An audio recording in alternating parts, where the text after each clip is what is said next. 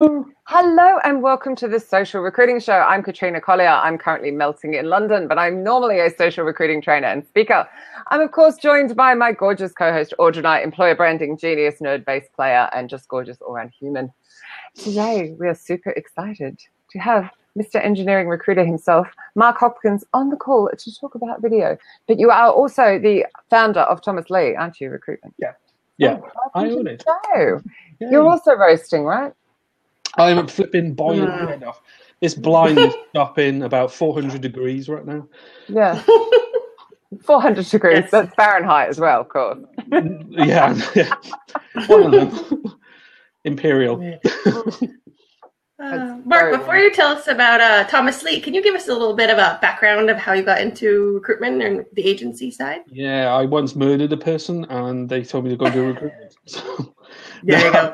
That's how you get into recruitment in the UK. I literally did fall into it. I worked for a breakdown company in the UK whose jobs were being shipped to India. It was about 14 years ago. And one of the guys phoning up was a recruiter that was, well, he had broken down, but I had spoken to him a couple of months before about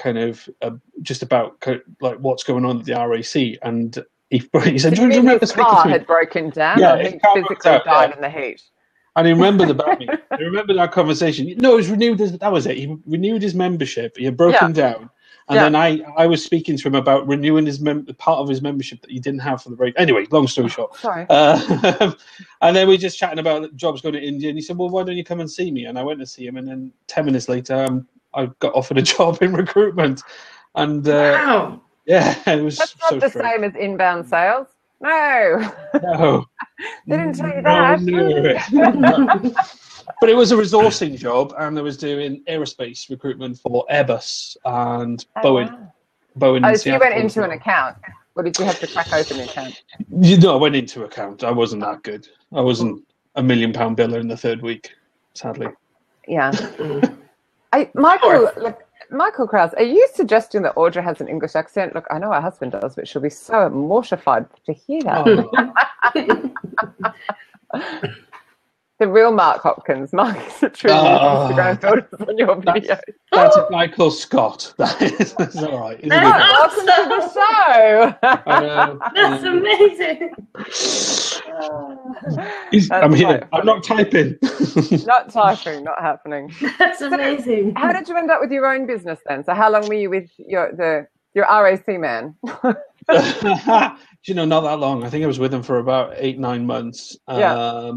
And then I went to work for Reed Recruitment, which is one of the big ones in the UK. Do we even confess that now? Hey, say that again. Do we even admit if we ever worked at Reed? Yeah, we legally can say it now. And then when I was in Reed for about 2 years, I was poached by Modis, and then the recession hit. And then I moved up to the Midlands. I was down in Bristol at the time. Moved up to the Midlands and went back to Reed for a fair few years, left Reed, and then was bumming around other agencies and thought, why am I not starting my own business? That's why my phone is going off. Go away. So I'm laughing at Audra's comment of you've made it when you heckled by yourself. I know, isn't it? I want to be. Wait, so you've always been agency? Never ever outside? Have you ever thought about moving internal or something else, or you just always loved agency? Always been agency. I've had job offers to go internal, and some people may disagree with me in this. I think to define yourself in recruitment or to be always skilled in recruitment, you need to be able to do business development. And I felt if I left recruitment doing business development, then my skill will only just be resourcing, and I wouldn't be able to advance my career. But mostly, subconsciously, I was always going to do this. I was always going to start my own business. It depends how you define recruitment, doesn't it? Yeah, it's true. It's true. Because I always wanted to start my own business. I think if I lost that business development kind of skill in my abilities, then I felt that I was never ever going to get to this end goal that I've always wanted to do. That's the bit of the agency side I hated. I had a lot of luck and opened a lot of doors, and then the recession hit, and it all became a big nightmare.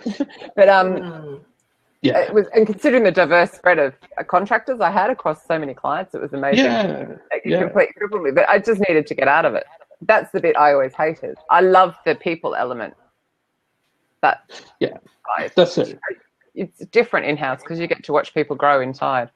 And I think it's a different skill, and I don't think I've got the patience for in-house. I really admire the people that do in-house. I think they've got some serious strength of like just dealing with one person all day, every day that's giving them shit for not finding people.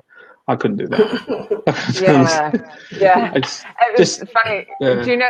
Oh, you wouldn't be in it because you're on the agency side, but the DBR Slack channel, which is full of something like 1,300 in-house recruiters, and some obnoxious person on the agency side wrote to an in-house recruiter saying, "Oh, I thought about going in-house one time, but I know it's just for failed recruiters." No, it's not. But he sends that as an outreach message, and you're just like, "Oh my god." I reckon the most successful internal guys are the ones which were making like £500,000 quid and just able to pull bloody people out their arse. You know, it's like, here we go, another person. It's like, that is. I agree. I really do, because I think that they also go in house and have the drive to fill roles, don't they? And if you haven't got the resources as well, then you're just stuck with LinkedIn as your kind of source of candidates. Then you must be some good networker to be able to survive in internal. So no. To internal. I just think different strokes for different folks, isn't it? Definitely. How did you get into using video? Let's get to the topic for today. When I started this business is now in its third year. And when I started this, when I worked for other agencies, I always found one particular agency I worked for, I put a picture on LinkedIn and then like a comment into it. And the marketing person of that particular company had a go at me saying, "Have you checked the copyright of that picture? Have you checked this? Have you checked that?" So like anything I was doing, trying to be kind of different, was being squashed by the internal processes. So when I started this business, I thought, right, these are the things I'm going to do that I wasn't allowed to do. And I just did better blogs. I started doing more pictures. And then I thought, video, how can I do video better? And my first few videos, I just looked kind of weird and wooden. And it was just strange. But I always thought there was something in it. And then I started noticing other people were doing video. So I went off and kind of, for about a year, actually, just trying to learn video. And at the moment... So I'm just laughing at Audra heckling your stalker. Thank you. Give him shit, Audra. And then I just started doing video, and this year I've taken it seriously. So I've released a video every week on whatever topics in recruitment I can do. So it's been a process to get to where I've got, and it's still evolving ever since then. Yeah. So how's it changed? So you said when you started it was a bit shit. Why? Oh, because everyone thinks video is hold a camera in front of you and chat about something. And when you do that, I know. And when you do that, you fucking realize how wrong you are and just how shit you look. And it's not about light. The sound, even like the lack of energy. I mean, I've got pages here. I'll talk about it in a bit if you want me to. Just things I've learned in the last 6 months alone, let alone the last 2 years about video. And even if you're just using your camera phone for video, there's so many things you got to really think about. And to stand out from the crowd and not be kind of just a standard kind of video person where you just got this, you're like that in the video talking about some crap. I always tell my clients, I don't know if you agree with this, I always tell them if they're going to do it, they have to aim it up there. And before they take the video, they should jump up and down, sit down, and scream, and it'll come out like they're normal. Do you know, whenever I do any videos, I actually keep saying in my head, me plus 20%, me plus 20%. And that comes across just normal. On the video. Completely normal. It's like... Isn't this exactly why, though, people are scared of it? Because you're saying it took you like years to get good at it. So I can see why people are saying, "Oh, I can't be bothered." I think you're right. I think you're right, and I think this is the pitfalls. You watch them all on LinkedIn, or you watch them on Facebook, or whatever channel they like to use, and that's some of the pitfalls they fall into straight away. They get no likes, and then they get completely put off by it. And what they need to do is just take a step back and like anything in life, learn how to do it better. Focus on things. My favorite one was looking at. This is going to sound really ridiculous, but I looked on YouTube at people that were doing makeup tutorials and stuff like that and how they did it. And tell you what, there's some brilliant videos out there. Absolutely brilliant. So he's very good at makeup now. Honestly, I could do that. Instagram filters. That's why, Scott. That's why. Yeah, Scott, he doesn't need filters. This is foundation. Can I just point something out, which is a little off topic? Could you just note Michael's comment over there about those proper English words? Maybe you should burst his bubble about where you're actually from. Who, me or? Yeah, you. Aren't you Welsh? I'm Welsh, yeah. Yeah. From a small town in West Wales called Carmarthen. Yeah, just in case you're wondering. It's a bit Here's a bit of fact. You don't have a Welsh accent. Do I have a Welsh accent now or not? I don't think so. Yeah, it was there then. And of course, I'm Australian, but I've lived here a long time. We just use all the good words like bollocks. Yeah. Living in England since 2001, I think. No, 2000. Oh, no, she's gone. She'll be back. I did a conscious thing of trying to lose my Welsh accent and focus a little bit more on. Yeah, I feel like you really did. You sound nice and posh now. Good job. Thank you. I know. I'm curious though about the videos that you started with. Are they more about generic jobs, or are they like specific to one candidate, or both?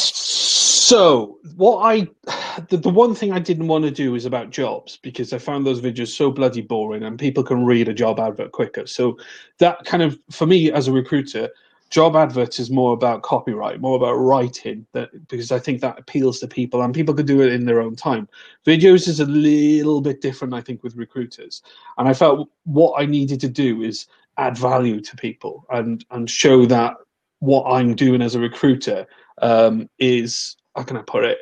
I'm taking it serious. It's not a day job. I'm not trying to just make money. I'm actually, yeah, exactly. Okay. And so when it comes to kind of when I was doing video topics, I was always looking at, or people were always asking me questions about how can I make my CV look better? How can I stand out from the crowd and stuff? I thought, well, what would be a great way to do some first videos, just talk about that.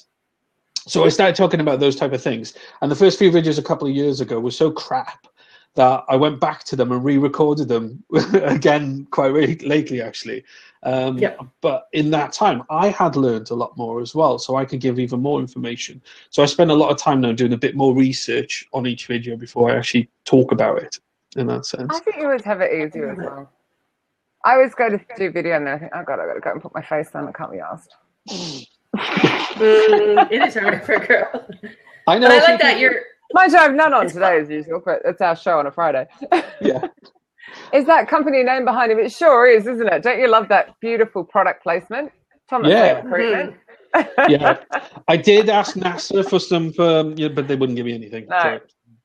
No. Nope. Bastards. I so need to do that. Roger, we need to do that when you do that. Product placement. The social recruiting channel. I know it's my flags. Yay! I know. I would love your British flags in all the wrong colours. Yeah, and the wrong way around. But Mark, that's so smart. I love that you're using completely just marketing tactics, not even recruitment tactics. That's classic inbound marketing, where you're providing value that has nothing necessarily to do with your own sell my crap. But you're saying, here's value, and then the people start following you, they start hearing who you are, and then suddenly like, what does this guy do? Maybe you can help me. It's all marketing. Yeah, and that's exactly what happens. And the people watch a video, and then they come to me and ask me questions. And because they see on LinkedIn I'm an engineer recruiter, normally it's engineers that come and speak to me.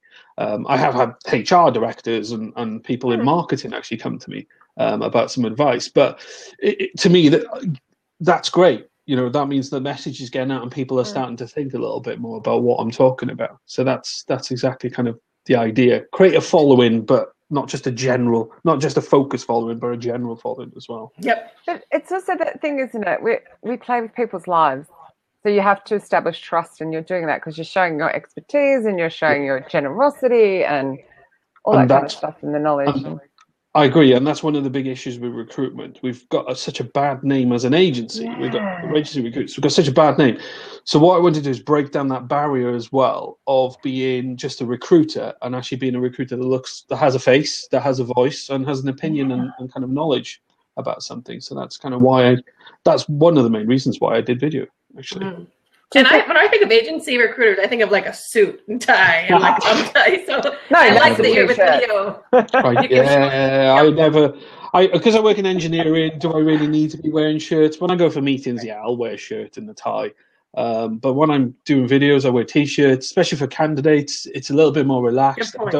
I don't look kind of like stiff and kind of, people don't engage with that. They engage with people that have a bit of a personality, I find. So you know your target audience, which is engineers. That's really another classic marketing.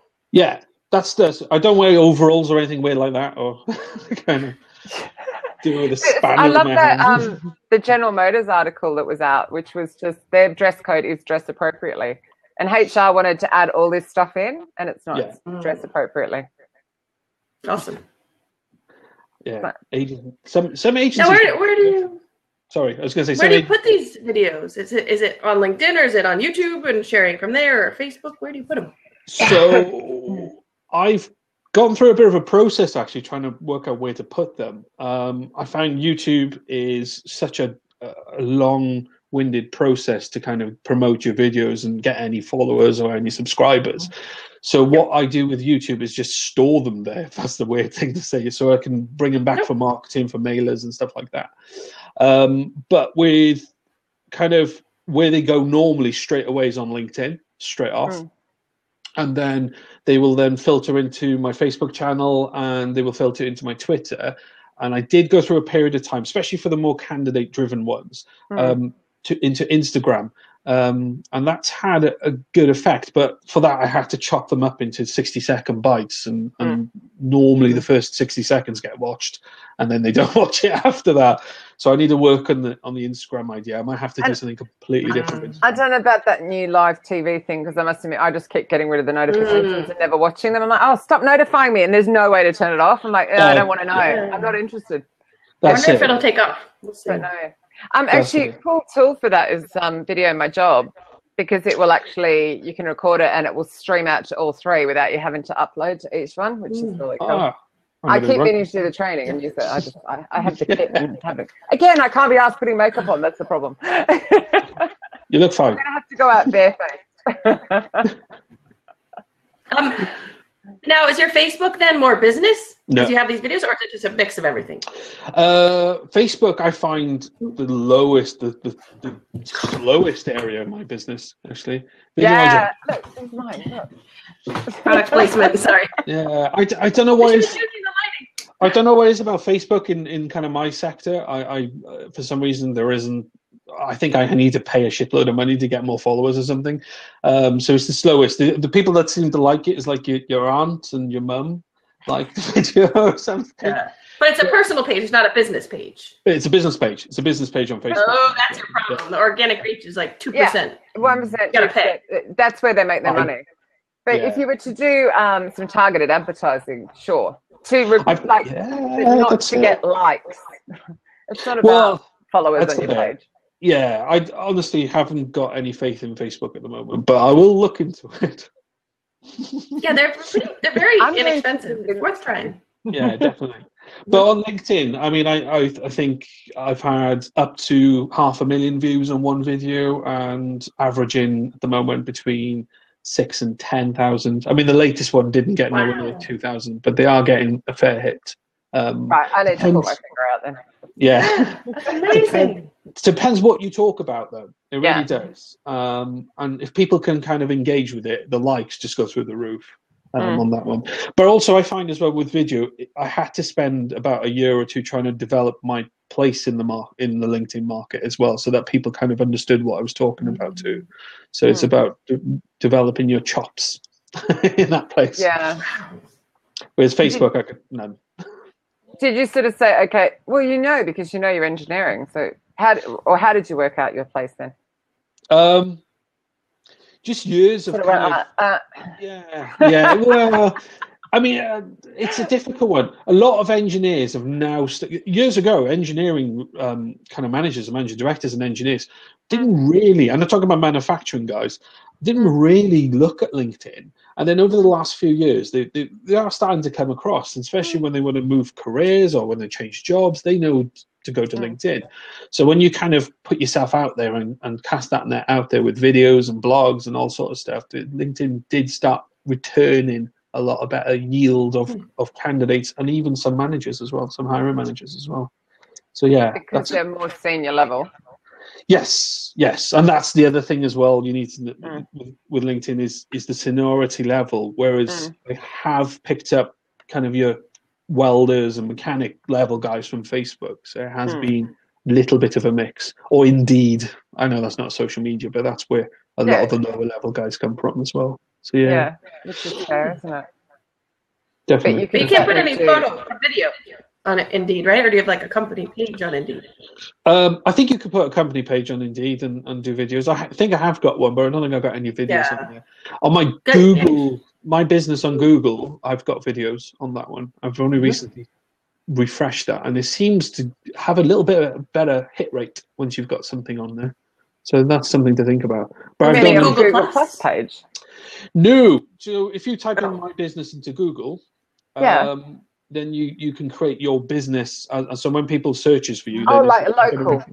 Yeah, that's the one. My local businesses, that's it. Yeah, and I put videos. I put all my videos on there now. That's cool. Yeah. So when they search for you and you come up on the right-hand side, I think it is, then you'll have pictures and videos that you've put on your page. Was that free? Oh, that's going to make me pull my finger out and get sorted. Yeah, definitely. It is free. And also you need to register stuff. So I don't know where your business is registered, but you can, if you work from home, you can register it, but no one knows where you live, if that makes sense. So it just tells you the town. And then they send you a card so that you have a code on the card so you can register your business properly on there as well. I must admit, I was pretty pissed because I went in to update the social recruiting show page on LinkedIn, and I think my company page or something else, and it made me put in my actual address. Whereas before I used to just be able to put London. I mean, to be honest, you Google it, you find my address anyway. But it was like, I don't just want everybody being able to just go, oh, that's where she lives. Because I mean, and I just thought that's really strange because so many people work from home now. Why have they taken such a big step backwards? Very odd. Yeah, that's odd. But that's what I think. I think that's what Google has done, is realised that a load of people, because about a year ago you couldn't do that, and they kept booting my business off there. Yeah. So now you can. So this is good. Really, really good. I mean, to be honest, I don't care, but because I feel quite safe around here. But it's like, you just think a lot of people would not want that. No. Thankfully I have good relationships with my clients. Imagine if you had a bad one. Suddenly they're knocking at the door at 10 o'clock at night. That's it. So what did you write in your notes? What I write in my notes? You prepped. Who preps for this show? I thought everyone just turned up and talked. Love it. He's awesome. Hey, Mark, I've got one more question before you hit those. When you post the video, do you put like a link also to send them somewhere, or do you just hope that they go back to your page through the whatever social media? I've stopped, like a call to action kind of thing. Yeah, I've or stopped you're doing just like, it. by the way, here are my jobs. Here's a link. I'm just curious. Yeah, I know what you mean. I've stopped doing it. I used to do that, and what I found, especially on LinkedIn, the moment you start putting links in that first section, your views dropped, so I stopped doing that just to maximize views more than anything. But then if you do have something to say and you want people to follow up, then I just put it in the comment section, or kind of mention you're going to say it in the video or something, and then they'll go there. Hopefully. Yep. But also my videos, I start putting my website on the bottom of the screen here on my videos. So people can, No, that's the but big LinkedIn thing. doesn't know there's a link. If you put a link in the actual update, it's a really, really badly. That's why lots of people put it in the comment. That's right. Yeah, the link to the comment. Yeah, that's why. The algorithm is really strange. It's stupid. Yeah. Because like they want you to stay on LinkedIn. They don't want you to click through and people leave LinkedIn. No, I think they think it's a job, so therefore they don't want anyone to see it. So as well. So actually, there was a question from Michael Cross about, do you use other platforms like Vimeo? And Stephen O'Donnell has just written, I just signed up for a paid Vimeo account yesterday. Great functionality. Yeah, I have a paid account on Vimeo. Then what's the benefits of a paid one? I can have it embedded exactly how I want it to look on my website. So I use it mostly for that. Because and the quality of the video looks so much better on Vimeo than it does on YouTube. Yeah. So these automatically stream to YouTube on both our channels, which means there's always content going there. But for my other videos, 5 gigabyte a week as well. That's good. They look nice, so when you embed them. And you can stop videos from playing at the end. That's something I always recommend people turn off. Oh, that's nice. But actually, have you noticed that on LinkedIn, when you click on a video, sometimes it just pops up the next videos before it even starts playing the YouTube video, which is like... Yes. And that's one of the things someone said to me the other day. They've stopped doing putting their videos on YouTube and then linking them across into the LinkedIn. It's better to just upload them into LinkedIn and then put them on YouTube for future use, basically. So that's the same thing with Facebook. Always upload it directly to Facebook and YouTube separately, because then you have the videos tab. Yeah, sure. Yeah, definitely. Or if you like us, just stream them all through, so it's done. Then later I just go in and change our picture, and that's it. Isn't the benefit of YouTube, though, like the SEO and the Google tie, or is that not? I guess if you do that and Vimeo, then you're all set, though. Yeah, you're covered. Oh yeah, you want to do Google as well, but to embed then onto your website, just looks a bit smarter. That's it. I use YouTube to embed them, and they look all right at the moment because I do film them in HD, and then hopefully that transfers across. And we made him change to low definition for this. So we all look the same on the video. Yeah. No, it's anti-wrinkle cream for me. That's all it is. That's why we do this weekly. So definitely. But it's funny, all that stuff you learn, don't you, as you go along. So like, what editing software do you use? So at the beginning, I was using just the default editing software on my phone, and that didn't really work. And then I bought Power Director on my phone, which is like, I think about $5 in the US and about £3 in the UK, which is nothing. And then I started getting, exactly. And then I started getting really kind of clever about what I was trying to do in my videos. So I invested in a few bits and bobs. And one of them was video editing, which was Power Director on the PC, which was a lot more expensive. It's about £50, about $80 or something like that. And you can do a lot more. You can edit basically exactly like everything else, like everyone else can out there. And that was the learning curve again, learning to edit videos. Yeah, right. So I use ScreenFlow on the Mac. And I did a thing from ScreenFlow Hero, which just meant I learned how to use it in 3.5 seconds flat, which was way better than investing. It was worth the $99 to learn how to use it fast.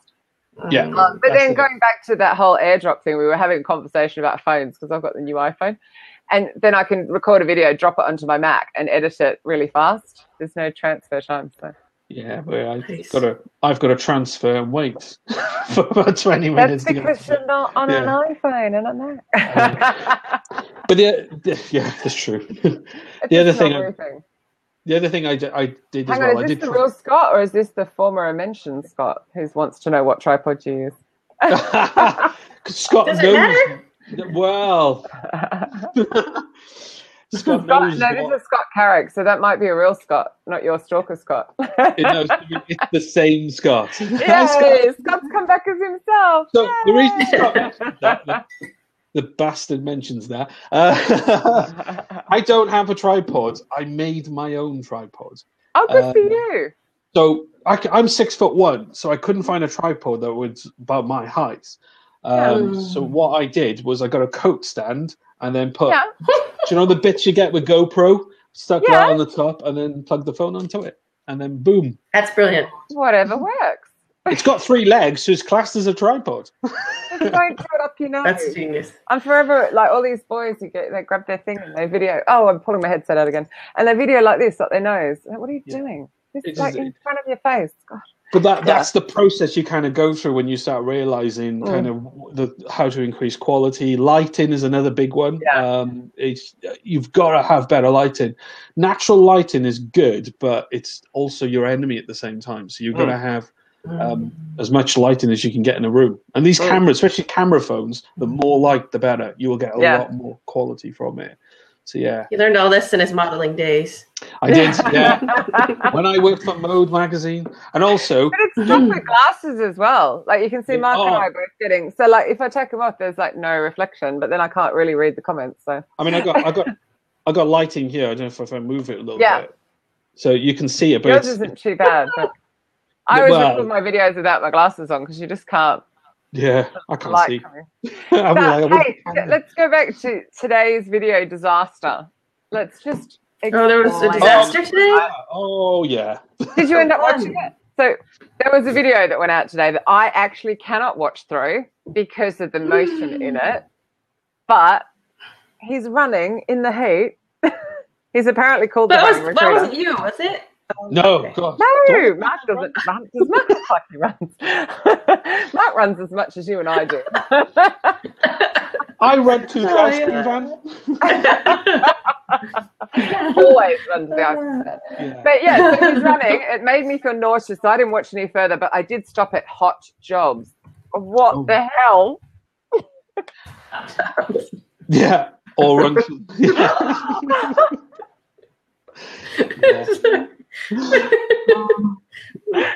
Wait, so I gotta see this. So he runs in all of his videos. That's his thing. That's his thing. So.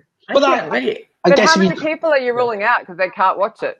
Yeah, because of the. Or they're just grossed out by a big sweaty man running. No, that'll be. Will I share the link? Right. God, I hope I don't. Yeah, please. I find the link. Okay, we're getting the link. Get a link, yeah. I don't know him. I see him quite a few times on my Facebook, on my LinkedIn quite a few times, and he seems like a really good guy. Actually, he seems like a fun guy.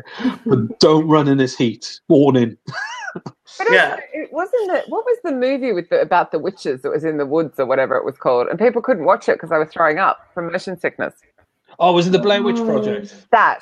So I've never watched it because I know I'll throw up. No, it's not that bad. But if you get motion sickness. Yeah, I guess. I mean, that's the other thing about video as well. A lot of people are doing it on their like hands and arms length and stuff like that.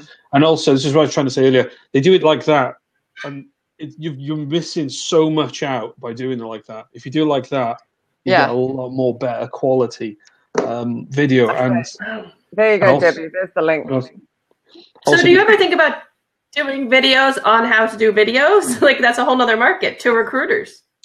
Yeah, no, I'm thinking about this the other day, actually. My learning curve of videos, I don't want to come across kind of trying to be an expert about videos because I'm still learning. I'm still learning about them. Although I do get so many great tips. Oh, thank you. But it's just, honestly, there's so much I need to still learn and buy a better tripod and better lighting. I must admit, I do think these are genius. The tripod-y thing on the bottom with the light on the... Yeah, we should be using it today. We're so silly. No, so I had it on last week, but this week it was too hot. I can't handle the glare on top of the heat. The little one there as well. That's the other thing as well I learned with videos. Second camera. And this is why I needed to buy better editing software in order to kind of mesh the two cameras together. And then you start learning about sound, how that's important as well. And that's one massive problem I find with a lot of videos today, that people go to a boardroom, start filming a video, and it's just echo. And you can't hear anything else, just the echo of their voice. And their content must be amazing because they're still getting likes, but it's that noise straight away. So it's in portrait, it's echoey, and you're kind of like, no, just switch off. Yeah. Sorry. That's how it goes. Yeah, I've heard that sound is actually more important than even visuals, because if they hear bad sound, they'll just turn it off. That's it. That's exactly it. So what I do with some of my videos as well, I put music in there because sometimes in the background you might hear a fan going or my wife shouting at me or dogs. My dog's snoring. Oh my goodness, it's happened to me so many times. So if you have background noise or you have echo, put some music in it, and what it does, it levels the sound for you, so you don't have as much of an echo in your office. or put carpet over your doors or blankets over stuff just to reduce the din basically in your room. Wow. So there's little. You need a whole studio. Yeah, soundproof. Get some egg boxes and just glue them to the wall. That's pro level studio. Yeah.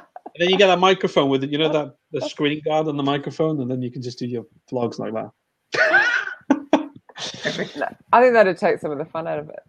So have you gone and got a new headset to record in, or a podcast thinger? Nothing. I use the Samsung phone in the highest mode possible and recording it, put it on a decent kind of editing software and just edit it like you would normally do, and then put a bit of music on it and boom. Like I say, the only difference music. Bit of music. What kind of music? That's exciting. Death metal. Normally. No. Just if you go to YouTube, here's another tip for you. If you go to YouTube, there is a YouTube library of free music you can use for any commercial use and stuff like that. So just go there and find your tune and put it quite reduced in the background, not quite loud, like I found out once. You're just talking and just music's over it. And just do it like that. Yeah, how can I put it? Audra and I would have such different music on ours. I can imagine. Mm-hmm. Yeah, Metallica. I was going to say, I'd have like 80s pop. that ballet on yours. Go. I'm like, what's going on here? Oh yeah. I have one of those. I've just given it for my friend for the podcasting. Can I click on it, or will I get popped out? No, I mean, it only ever does it to me. But I think Richard was streaming the tour. That's why that happened. But he's stopped now because he's come down to walk the dog. Yeah. Scott's asked a really good video. What's the worst video I've done? It's not actually on YouTube. I did actually. It was on there for ages. And it was an introduction video to my company. And I was sweating and I didn't trim my beard either. And I was wearing this suit.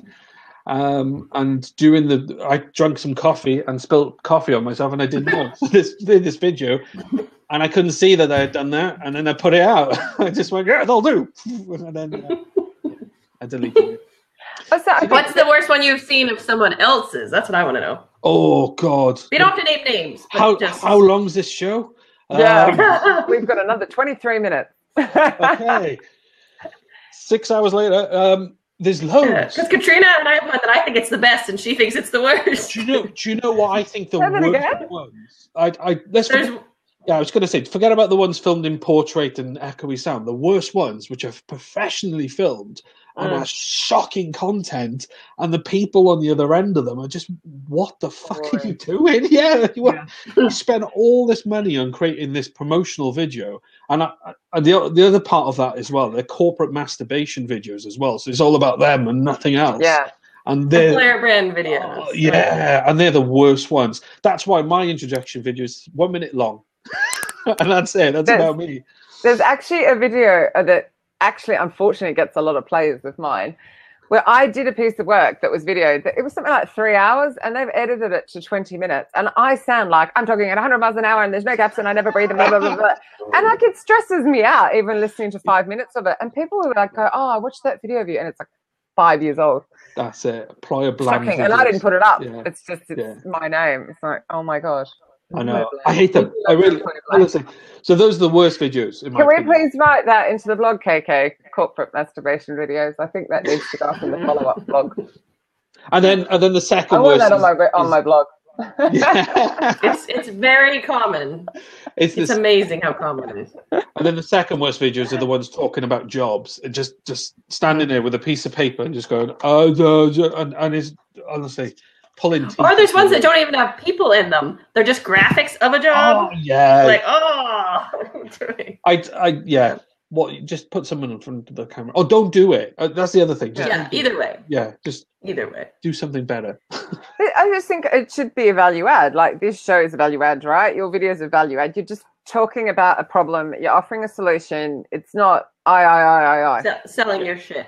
And it's not always for everyone as well. So never get kind of deflated when one video has 10 views. You might help 10 people there, or 20 million views, and you probably help one person. So just keep it going. Keep it going. And also just be aware, of course, that there are trolls. Mind you, I was pretty obnoxious earlier. Someone put out a blog and I just wrote back and said, really, you think that Gen X don't want that as well?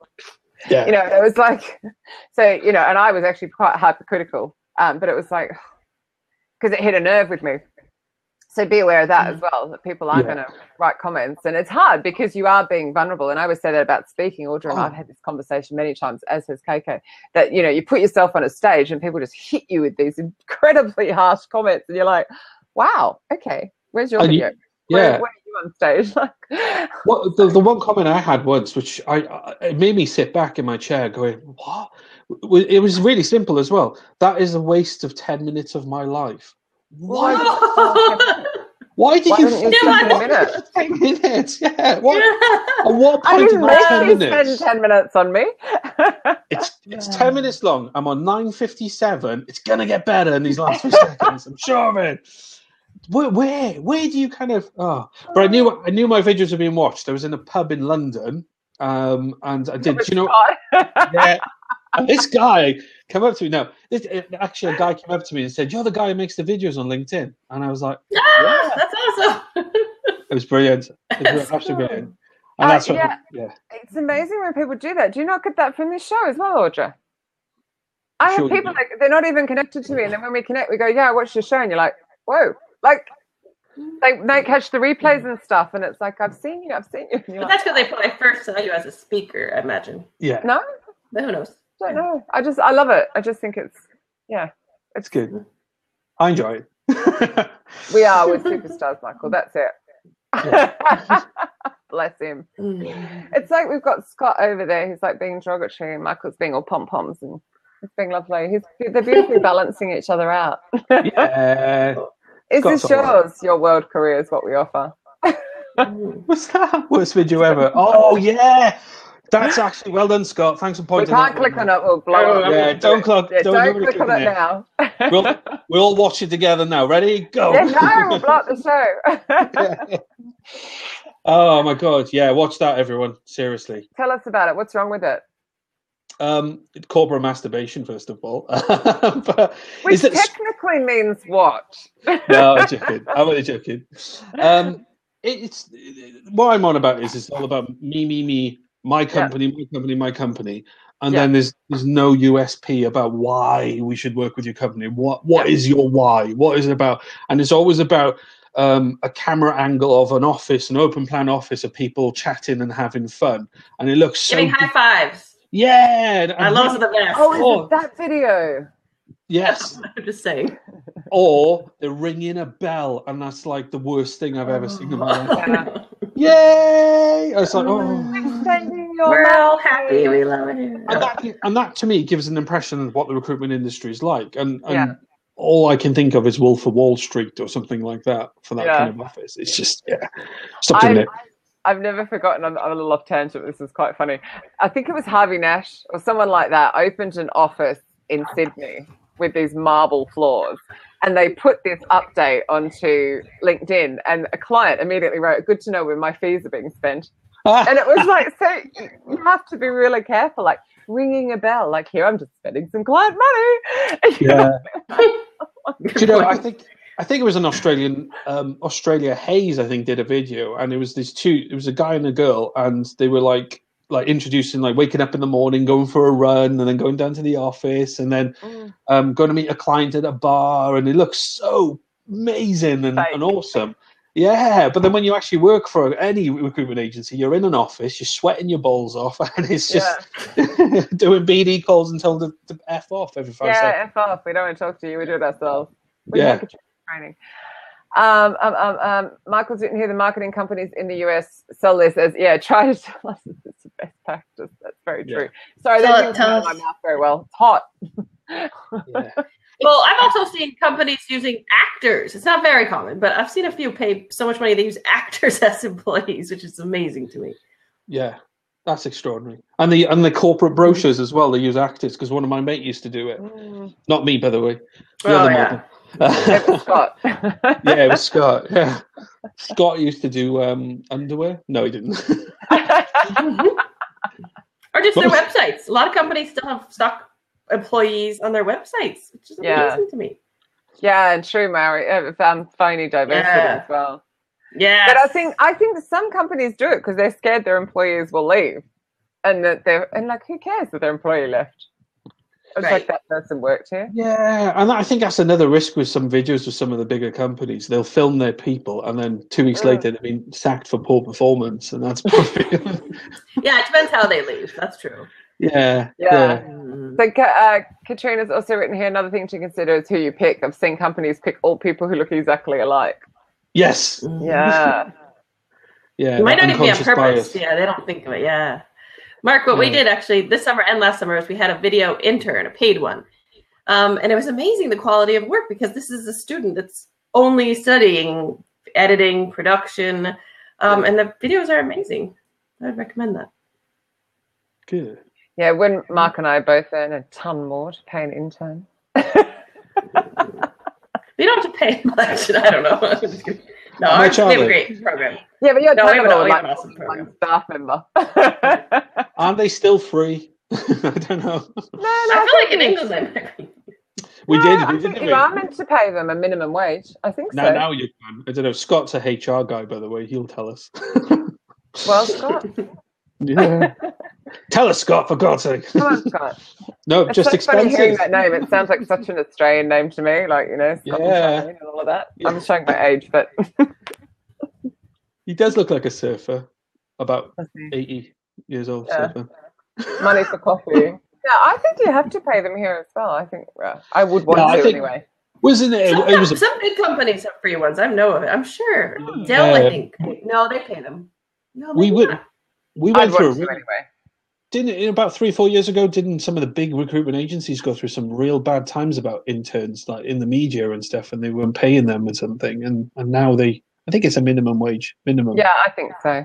Yeah, so you don't have to, just best practice. I mean, I just think you should. Yeah. You should always pay people for their time. This is a Starbucks card. Yeah. What, you want to torture them with awful coffee? Ooh. Yeah. Could you at least make it Cafe Nero? The trials of being an intern. So Keiko's written, what about intern videos? Do you mean having your interns in the videos, do the videos, pay them in videos? I don't know what she means. This is too complicated.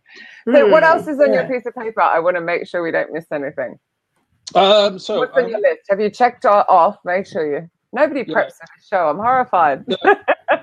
Stability is one of them. Stability, yeah. Who's got wiggles today because I'm so roasting hot, I can't sit still. Yeah, and emotionally stable as well, I think. Not on this show. Wrong show. Yeah. That's valid. No crying? No crying. So there's That's you and I out, KK. Yeah, you're done. But I think the most important one is content, isn't it? Yeah. I think that's extremely important, and make sure the content is value add. That's my probably biggest tip. Yeah. To anyone who wants to do videos, and just with every video, try to evolve. I think. Yeah. Is the thing. So don't. With the content or the quality of the everything. video? Everything, yeah.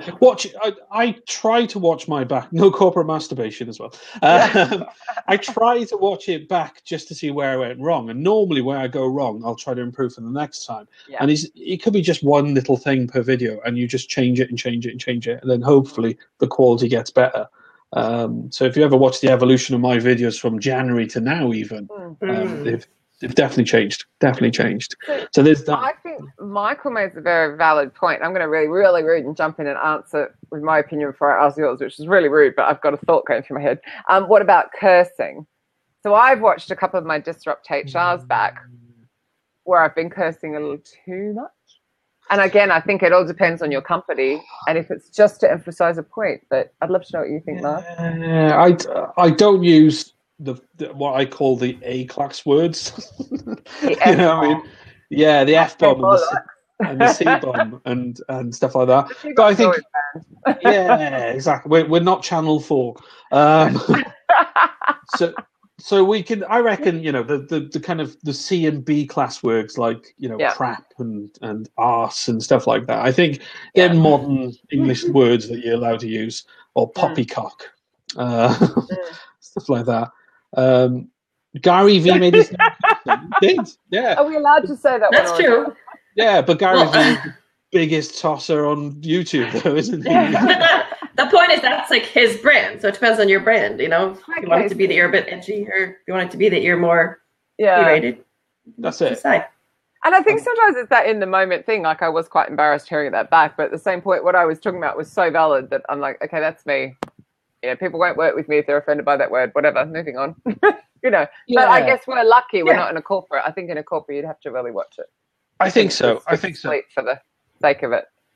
I think so. But I think even when you watch LinkedIn or look at LinkedIn, I think swear words are now starting to creep into day-to-day in LinkedIn. Whereas even a year ago, no one would swear, or they would say crap, and that's probably the worst word they'd say. Now there's effing and jeffing everywhere on LinkedIn. It's extraordinary. Well, it's quite interesting, though. I've seen a few people blocked for using words and then put back saying, oh, I got blocked for this word, which is quite funny. But I actually had a very interesting conversation with somebody from quite senior in LinkedIn Talent Solutions, not to sell me, just to actually ask me my feedback.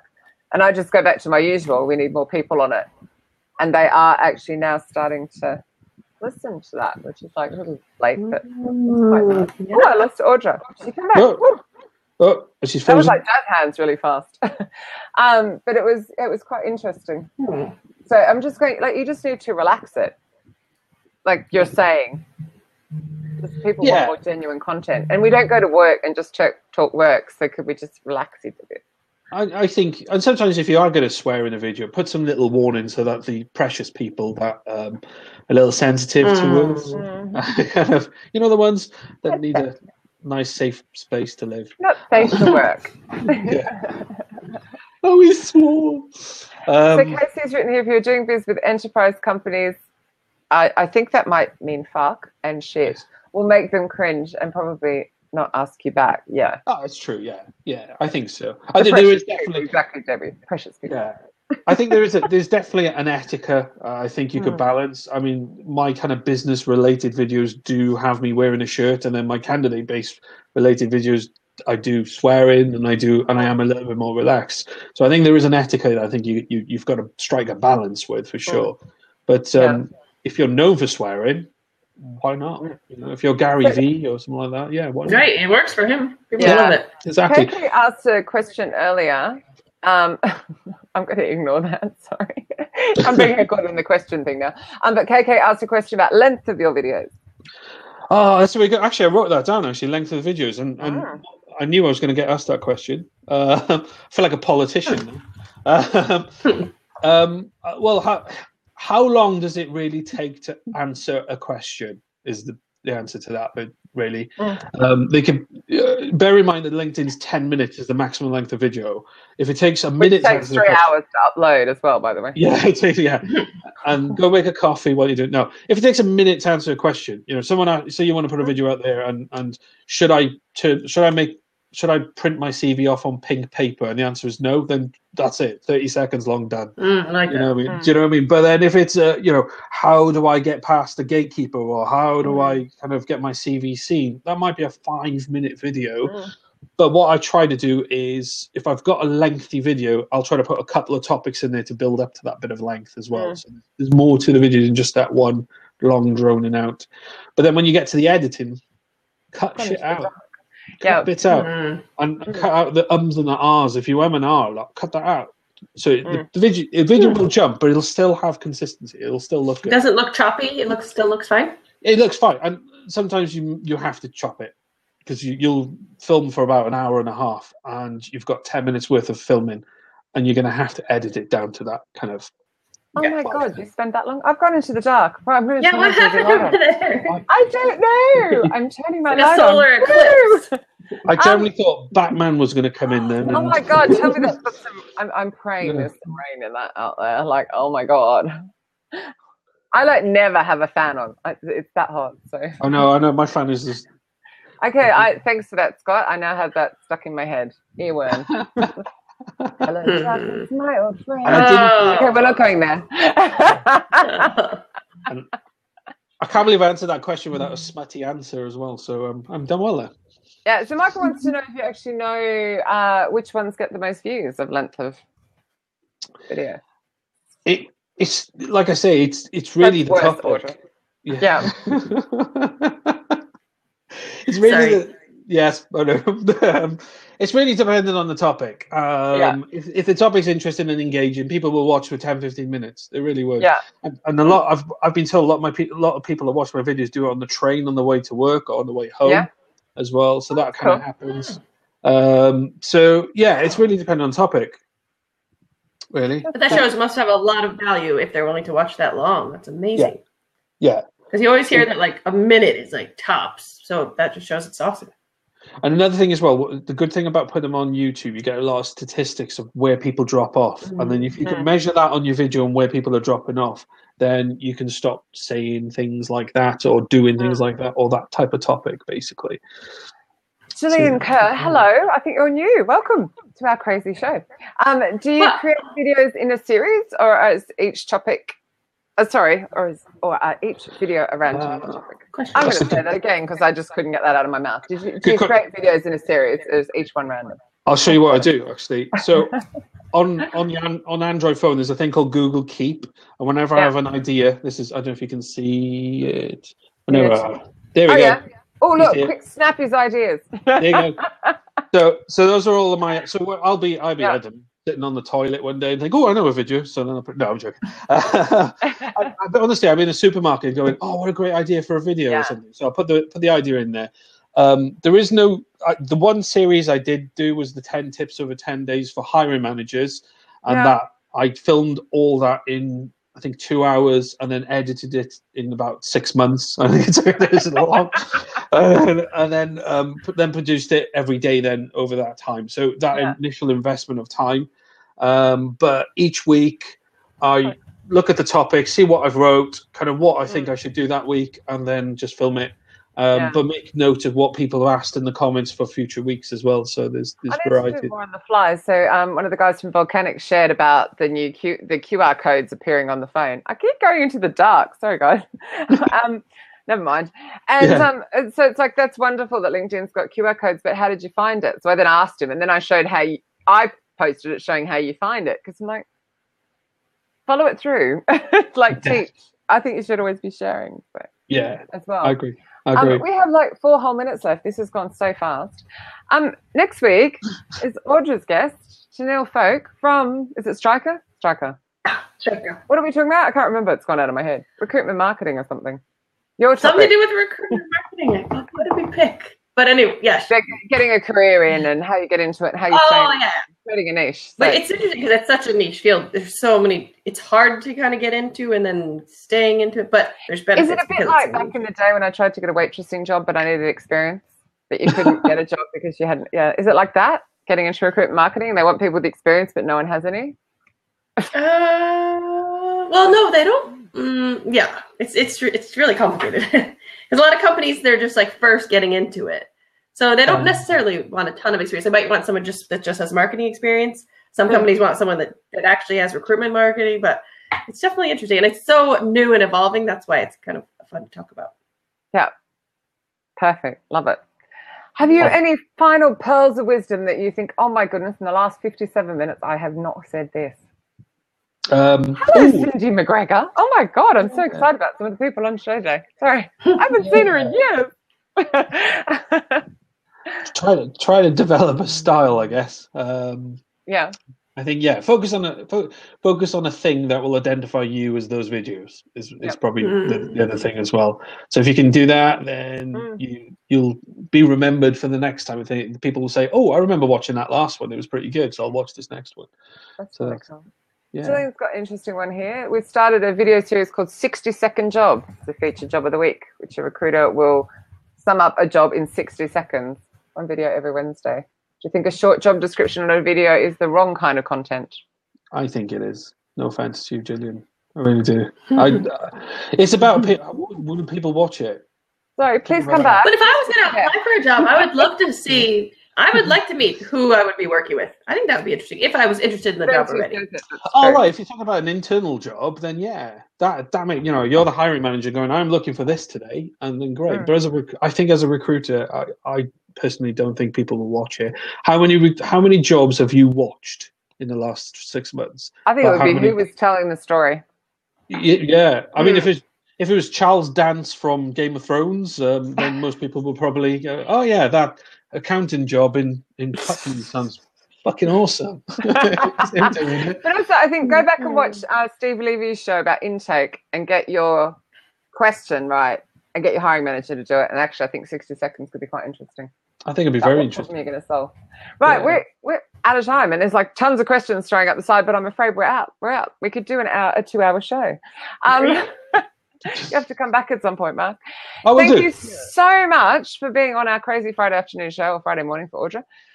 Very much appreciated, particularly as you were roasting. I know.